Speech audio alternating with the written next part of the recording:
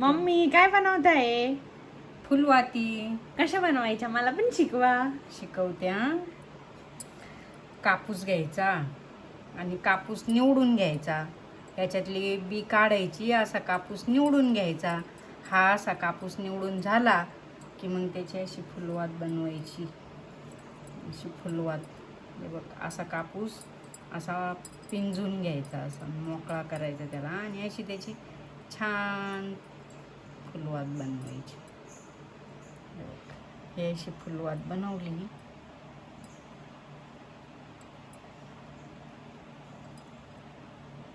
की ती अशी तुपात टाकायची. अशी तुपात टाकली की मग त्याला पाण्यात टाकायची अशी, आणि पाण्यात टाकल्यानंतर ती कडक होती. मग ही अशी झाली फुलवाती तयार. सोप्या आहे.